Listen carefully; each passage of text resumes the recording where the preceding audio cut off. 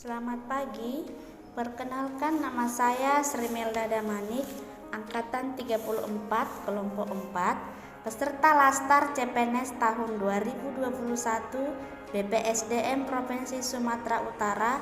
Saya akan mengimplementasikan nilai-nilai dasar akuntabilitas dan nasionalisme di lingkungan kerja saya. Yang pertama, nilai-nilai dasar akuntabilitas. Definisi akuntabilitas. Akuntabilitas itu sendiri merujuk pada kewajiban setiap individu, kelompok, atau institusi untuk memenuhi tanggung jawab yang menjadi amanahnya yang dapat menjamin terwujudnya nilai-nilai publik. Aspek-aspek akuntabilitas. Yang pertama, akuntabilitas adalah sebuah hubungan. Yang kedua, berorientasi pada hasil. Yang ketiga, membutuhkan adanya laporan. Yang keempat, memerlukan konsekuensi. Dan yang kelima, memperbaiki kinerja. Adapun fungsi akuntabilitas, peran demokrasi, peran konstitusional, peran belajar. Kemudian akuntabilitas publik. Ada dua bagian. Yang pertama, akuntabilitas vertikal, yaitu pertanggungjawaban kepada otoritas yang lebih tinggi. Yang kedua, akuntabilitas horizontal, yaitu pertanggungjawaban kepada masyarakat luas. Yang kedua, nilai-nilai dasar nasionalisme. Nilai-nilai nasionalisme berdasarkan Pancasila terdiri dari 5 sila. Yang pertama, ketuhanan yang Maha Esa. Yang kedua, kemanusiaan yang adil dan beradab. Yang ketiga, persatuan Indonesia. 4, kerakyatan yang dipimpin oleh hikmat kebijaksanaan dalam permusyawaratan perwakilan. Yang kelima, keadilan sosial bagi seluruh rakyat Indonesia. Adapun nilai-nilai nasionalisme wawasan kebangsaan.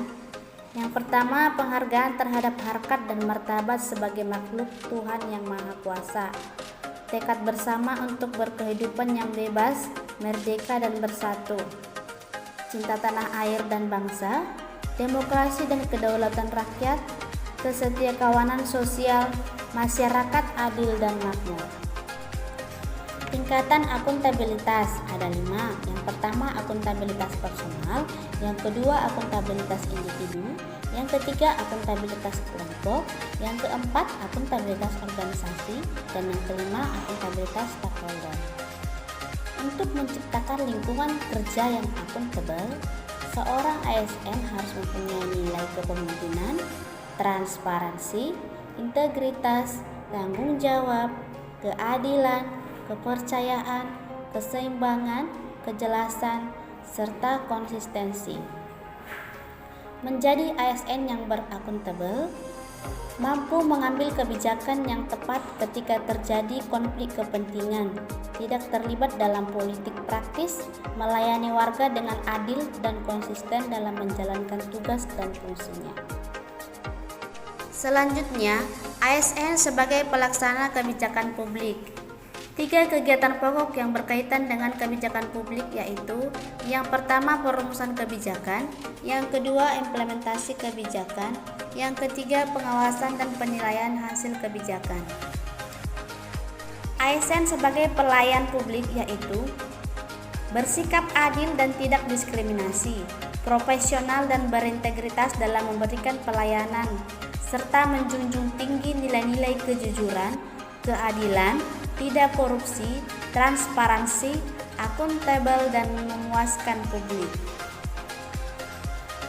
ASN sebagai perekat dan pemersatu bangsa, memiliki jiwa nasionalisme dan wawasan kebangsaan yang kuat, memiliki kesadaran sebagai penjaga kedaulatan negara, menjadi perekat bangsa dan mengupayakan situasi damai di seluruh wilayah Indonesia, menjaga keutuhan NKRI.